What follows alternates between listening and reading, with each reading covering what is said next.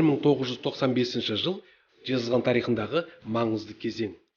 Жезқазған түсті металл акционерлік қоғамы Оңтүстік Кореяның Samsung фирмасының басқаруына беріледі. Өйткені кәсіпорынды заман талабына қарай дамыту үшін мол қаражат керек. Ол кезде ел үкіметтің жағдайы қауқарсыз. Сөйтіп, шетелдік инвестордың мүмкіндігіне жүгінуге тура келген.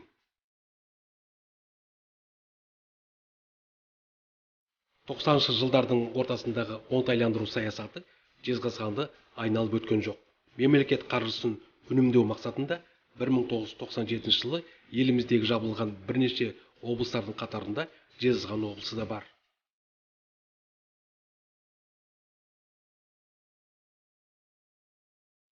Облыс тараған уақытта 35 организацияның зданиясы сразу бос қалды ғой. Соның енді әлгі бір 5-6 ғана басқармалардың ғимараты ретінде пайдаланылды, қалғанның бәрін жерлеуге берді. 95-96-та жағдай резко түзеліп кетті ғой Жезқазған қаласының. Резко түзеліп кеткеннен кейін мынау жаңағы әлгі сол кезде термин қолданыла бастады ғой, депрессивные города, депрессивные территории деген. Торғай облысы жабылған, жаңағы Жангелді ауданы, Амангелді ауданы, содан кейін Арқалық түгел Жезқазғанға келе бастады. Шымкенттен келе бастады, Қызылордадан келе бастады, Жамбылдың Жанатасынан да келе бастады. Жезқазған қалалық Дидар телеарнасы сол оңтайландыру тұсында орнын тапқан мекеме. Экономикалық қиын сәтте дұрыс жол таңдай білді. Ең басты жетістік сол дейді ұжым басшысы. Халық жақсы көреді жергілікті телеарнаны. Бүгінгі күні Дидар телеарнасы 17-18 сағат эфирге шығады. Осының жартысы өзінің хабарлары, жартысын жаңағы облыстық, республикалық телеарналармен келісіп көрсетеміз. Қазақстан телевизиясында не болып жатса, соған енді кішкентай қалада жүрсек те еліктеп, сол үлкен қалалардың соңынан қалмай келе жатырмыз деп ойлаймын. Бүгінгі таңда енді бізді Жезқазған, жанымыздағы Сәтпаев қаласы, Жезді, Қарсақбай, Ұлытау, мінекей осы жерлер көреді. Бүгінгі күні біз цифрлық таратылымға байланысты 5 қаланың бірі болып кірген едік. Мінекей сол осыған қарай жұмыс жасап жатырмыз. Және қалалық әкімдік, мәслихат бізге қолдау көрсетіп отыр. Жарты ғасырдан астам тарихы бар телеарнаның бүгінгі дамуы нарық заңымен, шығармашылық талғаммен үндес. Телеарна заманауи құрал жабдықтармен жабдықталған. Телеөнімдері сұранысқа ие. Осылайша қалалық телеарна облыстың ақпарат кеңістігінде өз орнын қалыптастырып отыр. 1990 жылдардың ортасында Жезқазғанға басқа өңірлерден қоныс аударушылар саны күрт өсті. Мәселен, 1994-95 жылдары Жезқазғанда оқушылар саны 12 мың болса, 1995-96 жылдары олардың саны 18.500-ге көбейген. Бүгінгі оқиға ертеңгі тарих. Сол маңызды оқиғалардың тарихқа айналатын жері қалалық архив. Осы өлкенің арғы-бергі жылнамасына қатысты мол мұра мұнда да тұнып тұр. Мына бір құжаттарда қаламыздың бастау тарихын анық көруге болады. Жалпы Қазақ ССР-ның жоғарғы кеңесінің қаулысыменен 29 жылғы декабрьдің 29 желтоқсан 37 жылы ең бірінші жұмысшылар поселкісі Жезқазған аудандық кеңесінің құрамына беріле отырып құрылған. 1954 жылы декабрьдің 20-сында биыл 60 жылдығын тойлағалы отырған Жезқазған қаласы Қазақ ССР-ның жоғарғы кеңесінің указыменен құрылған болатын. Міне содан бастау алған Жезқазғанның тарихының барлығы, Жезқазған қаласының тарихы, оның өркендеуі, өсуі, экономикасы, білімі, ғылымы, денсаулық сақтау саласы, медицина саласы болсын, сан салалы қалаға керекті барлық салалардың барлығы осы құжаттары бүгінгі күнге осы мұрағатта сақтаулы. Телециклді дайындау барысында көптеген маңызды құжаттармен осы жерде таныстық. архивтегі 300 мыңға жуық істің әрқайсысы өлке тарихы, адам тағдыры. Заман талабына сай көптеген құжаттар сандық форматқа көшірілген. Жезқазған ботаника бағының негізі сонау 1957 жылы қаланыпты. Арқаның аптабы мен аязына бейімделген мына өсімдіктер әлемі алуан түрлі. Олардың көбісі әлемнің әр түкпірінен әкелініп, осында тамыр тартқан. Ботаникалық бақта сынақтан өткен жеміс-жидектер, гүлдер мен көкөністерді қала тұрғындарының аулаларынан да кездестіресіз. Занимает площадь 62 гектара, из них 25 гектаров являются поливными территориями. Ботаника бағының аумағы 62 гектар жерді алып жатыр. Оның ішінде 25 гектар жер суармалы алқап. Су көзін негізінен Кеңгір өзенінен аламыз. Бізде қылқан жапырақты ағаштардың 22 түрі өседі. Олардың көбісі еліміздің басқа аймақтарында кездеспейді. Әрине, қаланың жасыл белдеуі саналатын жасыл желектің жайқалуы үшін судың мол болуы шарт. Ал су проблемасы Жезқазғандағы өткір мәселелердің негізгісі. Айдос пенен Уйтас кен орындары уақытында зерттелген осы қалаға су беру үшін. Сол үшін водозабор құрылыстары салынған, барлығы дайын деуге болады. Бірақ тек қана ол судың жаңата көлемі жағынан да жеткілікті. Екеуінің беретін ГКЗ-нің рұқсат берген судың көлемі, алу көлемі 28 миллион кубометр жылына текше метр. Ал халыққа керек 27 миллион ғана. Жезқазған жері шөлейт аймақтың дәл кіндігі. Демек, тіршілік нәрінің тапшылығы бұрыннан да келе жатқан проблема. Бұлайынша халықтың пайдаланатын су көп емес. Жезқазған сол 8 миллиондай алады, Сәтпаев 6 миллиондай алады, Бас-аяқ 14 миллиондай алады. Қожамсейіт деген жерасты су қоймасы бар. Одан кейін жаңа Бас-қағыл, Аяқ-қағыл, Орта-қағыл деген бар. Содан кейін болса да Есқұла 1, Есқұла 2, Есқұла 3 дейді. Ана Бас-қағыл, Орта-қағыл, Аяқ-қағыл дегенге тиісуге болмайды. Ол енді жаңағы ұрпақтан ұрпаққа сол запас болып жата беру керек. Соны айтайын деп отқаным, сол жаңағы Қожамсейітті тезірек, өз негізінде насос второго подъема деген участокы емкісі сол жерде дайын, соған 12-13 километр тартып, соған жеткізсе, Уйтас Айдостың суымен араластырса, тұщы су тікелей келіп, жаңағы қаланың су тазалайтын қорына кеп құйса, тікелей қалаға беруге жарайды. Мәселе коммуналдық тақырыпқа ойысқан тұста жылу электр станциясы жайлы айтпай кету орынсыз. Өйткені бұл да жезқазғандықтарды көптен бері толғантып келе жатқан сұрақ. Егерде Жезқазған да ТЭЦ болмаса, Жезқазғанның өмірі болмайды. Өйткені ТЭЦ бізге жылу береді халыққа. Ол электр энергияны даже сырттан әкелуге болады, а жылуды әкеле алмаймыз ғой. Баяғы уақытта ағылшындар ең бірінші ТЭЦ-тің оборудениесін Жезқазғанға әкелген ғой. 13-14 жылдар әлгі көп вагон келгенде, сонда основной оборудование ТЭЦ-тің оборудениесі болған. Жоғарыдағы өзекті сауалдар соңғы жарты ғасырдан бері қордаланған мәселелер. Сол тығырықтан шығудың бірден-бір жолы Жезқазғанның моноқалаларды дамытудың 2012-2020 жылдарға арналған мемлекеттік бағдарламаға енуі.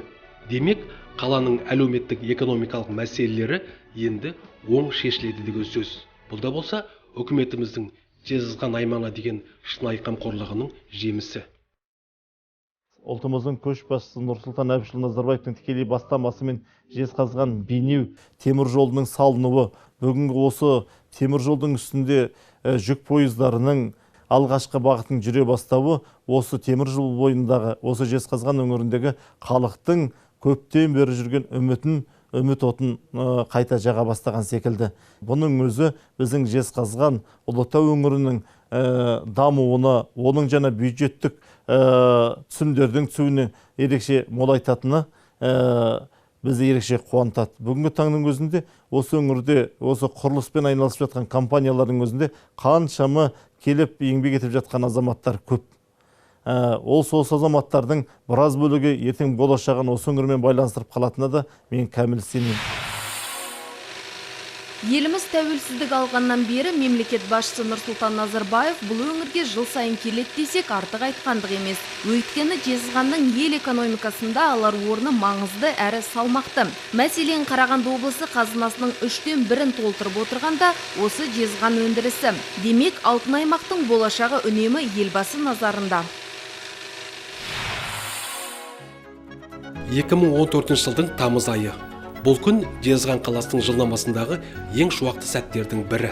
Қазақстан тарихында бұрын соңды болмаған алып теміржол құрылысы аяқталып, іске қосылды. Еліміз үшін елеулі оқиғаға мемлекет басшысының өзі арнайы келіп, Жезқазған Бейнеу, Арқалық Шұбаркөл теміржолдарының тұсауын кесті. Теміржолдың картасына қарасаңыздар, бұрынғы кезде жолдың бәрі оңтүстіктен солтүстікке қарай жүреді. Бізде ел мен елдің арасын Қазақстанның ішінде жүретін жол болған жоқ. Сондықтан осыны біз қолға алдық, қыруар мемлекет қаржы жұмсады. Жалпы ұзындығы 1200 шақырым жаңа темір жолдың экономикамызда қосатын үлесі өте зор. Оның құрылысына 10 мыңнан астам адам тартылды. Енді 3 мыңнан астам адам тұрақты жұмыс істейтін болады. 4 облыстың 5 ауданының басып өтетін темір жол бірнеше елді мекендерге серпін беретін болады. Шындығында тек Жезқазған үшін ғана емес, жалпы еліміз үшін маңызды оқиға. Өйткені жол тіршілік көзі, экономика тірегі. Күні ертең-ақ темір жолдың бойында өмір оты жайнайтыны анық. Ең бастысы жезқазғандықтардың болашаққа деген сенімі бекіді, үміті жанданды. Бұның барлығы халықтың өркендеуіне, өсуіне, өмірінің жақсаруына, елге жұмыс пайда болуына, қоғамның күн көруіне өте көп жағдай жасап жатыр. Осының барлығына отырып қуанасың, осының барлығы жалғаса берсін, көркейе берейік еліміз. Мына әсіресе Ұлытау ұлы бабамыздың жері ғой. 300-дің енші алған, қан сайланған, ақ орда көтерген. Сол мынау соны сыйлағанның несі, кеше елбасымыз Ұлытауға барып, қанша тыңдарлық, қанша сүйсінерлік, қанша қызықтатын әңгімелерді айтты. Соның барлығы мынау жастардың, халықтың барлығының құлағына өте жақсы бір лебіз, өте жақсы ықпал көрсетті. Мемлекет басшысы осы сапарында қаланың ірі кәсіпорындарының жұмысымен де танысты. Жергілікті кәсіпкерлердің бастамаларына ризашылығын білдірді. Ал қасиетті мекен Ұлытауда берген сұхбатында елбасы қала құраушы кәсіпорын Қазақмыстың келешегіне байыпты тоқталды. Комбинаттың жұмысын ұзарту үшін жердің астында қалған, әлгі орысша термин айтқанда целиктер болады. Үлкен кендерді қалдырып қойды да, анау шахтаның төбесін ұстап тұру үшін жердің астында. Сол кендердің ішінде бай мыс бар. Оны алу үшін үстінде тұрған ауылдар бар. Сол ауылдарды көшірмесе, ана целикт алған кезде жер төмен қарай түседі дағы, ойдым-ойдым барлық жердің астына түсіп кетуі мүмкін.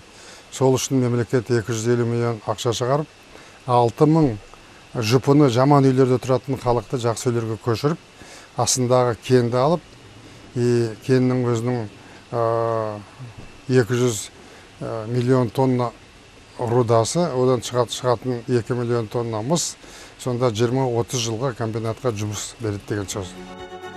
Сөз жоқ, жезқазғандықтардың ертеңіне қатысты мұндай тағылымды сұхбат жұртшылықтың көңілінен шығып, жүрегіне жол тартты. Бүкіл шөл дала өтетін Бейнеуден осы Жезқазғанға дейін жол, бұл енді мен бақыт жолы деп айтар едім. Бұл байлықтың жолы деп айтар едім.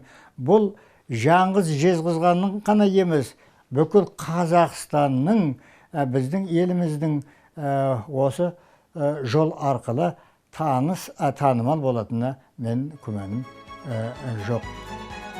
Демек, ел іргесі бекем, болашағы айқын.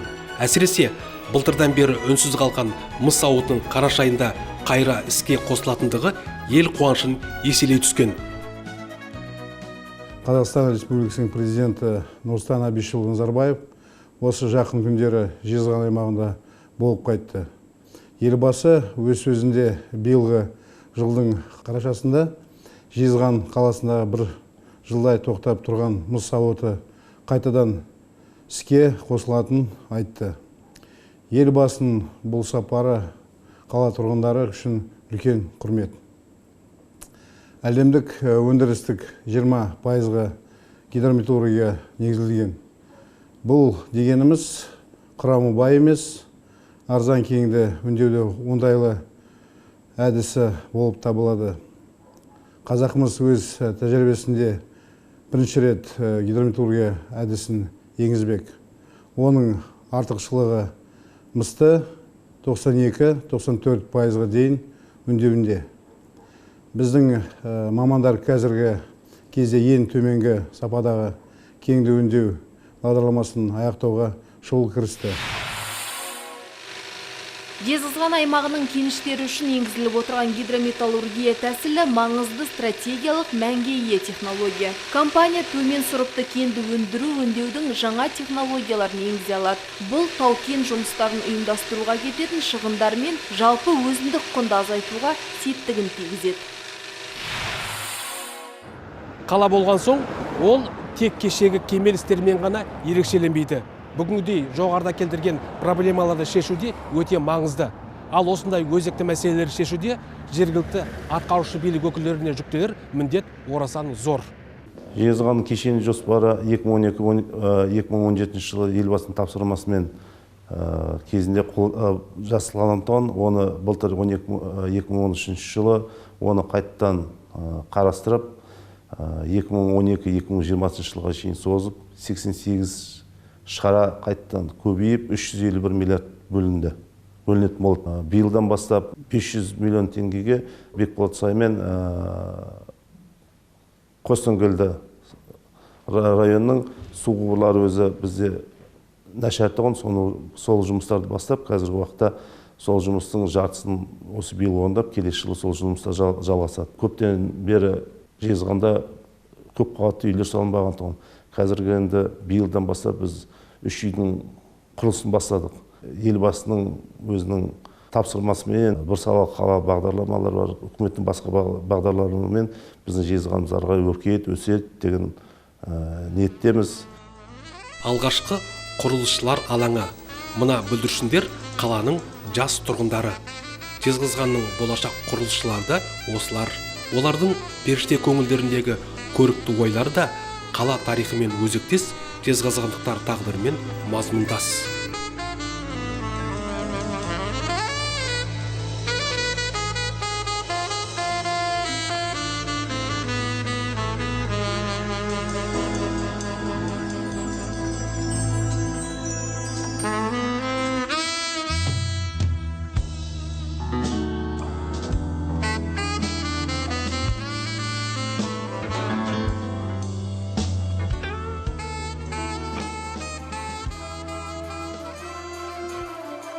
Жезқазғанның тағы бір таңы арайланып атып келеді.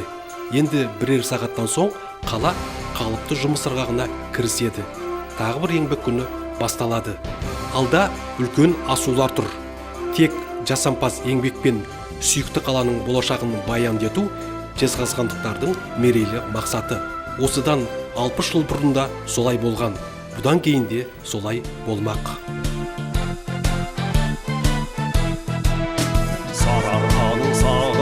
Бір құшқан, сәулетіммен сәніменен нұр құшқан, салтанатты Жезқазғанның қаласы, асты алтын үстігіміз Гүлістан. Жезді бойы жез қалам, жер түбінен жез далам, алтын қалам